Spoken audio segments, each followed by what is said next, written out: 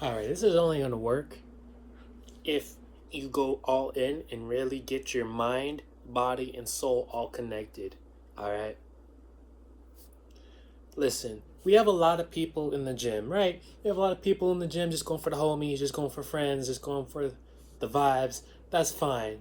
You stay over there, right? We're fine. You can do what you want to do. That's your life, right? But if you really want to get into that shape, if you really want to get into a superhero, if you really want to be the next Sun Jin Woo, the next Spider Man, the next MJ, even, or if any other character or any other real life person, you have to realize that your mind, body, and soul have to be in your craft. I mentioned MJ because of the fact that number one, the man had Conqueror's hockey. And if you don't know what that is, that's basically having people faint just seeing you. Michael Jackson stood for like 2 minutes at the Super Bowl, and no one was getting lower. Everyone's voice was getting higher. This man was like, and then shorties were fading. This man had giraffes. This man just stood up, just stood there for 2 minutes, and people were passing out. Just basically by seeing this guy. Okay? You don't get that from just putting your body in the music. You don't get that by just putting your soul in the music. You get that by putting your mind, body, and soul into your craft. Now, for the gym specifically, you have to realize that your body responds to what your mind thinks. Okay? So if you hate yourself, you're going to realize that your body's going to respond to that. And, well, Paris, you don't have any input on that. Yes, I do. At a certain point, yeah, I was hating myself too. Like, I'm going to be honest, I'm transparent. I was hating myself too. My body represented that. At the time, my body was getting hurt a lot. Not because of self-harm, but because I thought, hey, I suck. So therefore, my body responded like I suck. And then everything just went downhill. But if you think that, hey, I'm good, I'm handsome, this, that, and the third, or I can do this, your body's going to respond too. Or if you never give up, your body's going to respond that to do. Respond like that too. Have you ever seen when a fighter goes down in a boxing ring, right? When a fighter goes down, their body might be in pain, right? But if their soul and their mind connect, you've seen that fighters can get up off of the brutalest of beatings, which some people, even myself, I can't even do that sometimes. You know? Like it just gets that deep because a lot of times when you get knocked down, you have to realize that it's your mind and your soul now that's taking control. If your body fails, it's now your mind. If your mind fails, it's now your soul. And if all three fail, that means you give up. There's a difference between surrender and there's a difference between tactical retreat. And what I mean by tactical retreat is basically there's a difference between absolute surrender. When I mean surrender, I mean absolute surrender, which is giving up. And there's a difference between tactical retreat, which is just basically, hey, you got it. You can aim high with your body, right? But you have to know where you're at first. Like, you're not about to do like 500 push-ups when you don't even know how to do a push-up, you know? Those are high goals. You can have impossible goals, but you have to be gracious and embrace yourself and keep going up the ladder.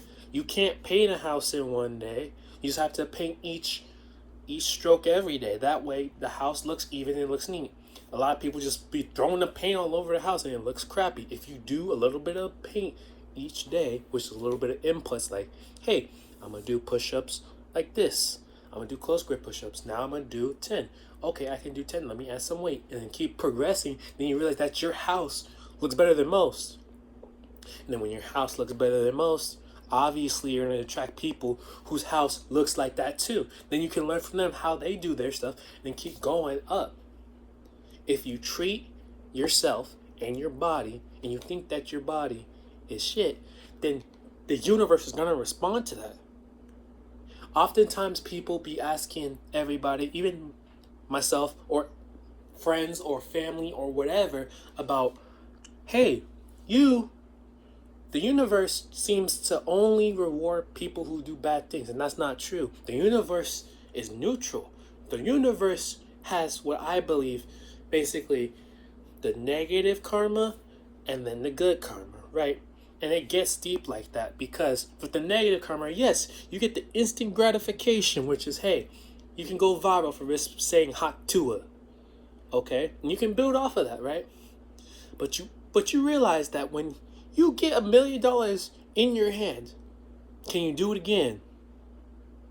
As if the other person who's made their first $1 million after failure knows how to get it again. That's totally different. I can get $1 million right now, and I'll be honest, I won't know what to do with it because I've never touched $1 million. It's the same thing with the gym. You can't sit up here and be like, oh, well, I can do one pull-up, so now I can do a muscle-up. That's in a rare case scenario. And that's by multiple things of failure. Because if you can do one pull-up just magically, okay, but can you do it consistently? Because it's like, it gives you that sense of security and it gives that sense of confidence because now when you're going to the gym or you're going with friends or you're going with people, it's like, oh yeah, I can do a pull-up. And you don't hit the pull-up, you get embarrassed. But if you are confident and you're like, oh, well, I can hit the pull-up. So you hit the pull-up because you have been consistently failing to the point where now you can recreate it. And even if your body is destroyed, you can still recreate that based off your knowledge. For example, I wasn't able to do a push-up. But now, based on years and years of failure, now I know if my body gets destroyed, I know how to configure it to be a push-up to the point where I just don't, stay stagnant or decrease or just progress downwards. It's just you have to realize that you have to connect it. There's this thing called mind-body connection where you actually feel the muscle stretching and junk. A lot of people just say, oh, well, it's just like you just feel it. No, you have to connect your mind to your body. That way, if your body fails, your mind can be like, hey, we not failing today, and get your ass off. Fighters have that verbatim. Oh, my body hurts. And then when your mind is like, okay, let's get up. And then you get up. If you do that, you'll be better than most. Because let's be honest here, guys. The competition, there is no competition. Gen Z, there is no competition. We don't have an MJ. We don't have a Michael Jordan. We don't have a Prince. We don't have a Tupac. We don't have these people that make the competition very aggressive. Okay? We don't. In the NBA, do we have a Michael Jordan in the NBA? Anthony Edwards? Anybody else? We don't even have people in the NBA that's gonna make the players hold themselves accountable. We don't have an NBA player saying, hey, you know what? I'm the greatest thing since sliced bread. We barely have that. We have oh, well, he's a good player and this stuff. Being humble only works to help the other person. That's it.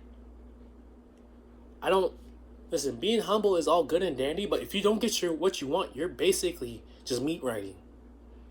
Oh, I'm not that good. You're basically self-telling yourself, and then based on what I said, if you say, oh, I'm not that good, your body can be like, oh, I'm not that good. That's why you see players don't talk, or players either hype themselves up. Those are the Hall of Famers. Now, you see the bench players, they just be like, hey, yeah, I'm not that good, I'm here and there. You have those friends. So you just gotta realize, if you put your mind and body into that mode, then they're just gonna go forward, and you're gonna realize that, hey, I hit my goal, but I hit even further. If your goal is Baki, at this point, just think, hey, I want to be like Baki. Then when you get up to halfway point, then change your mindset. I want to be better than Baki. Then your body's going to respond to that, and then you're just be like, okay, now I'm better than Baki. Now let's keep going. Keep your mind and your body and your soul all right, and then you realize that, hey, everything just elevates. And if you add a religion to that, whether it be Christianity, Muslim, atheism, whatever you want to do that's going to keep you sane, it's going to take you up. It's 2026, y'all. Lock the fuck in, please.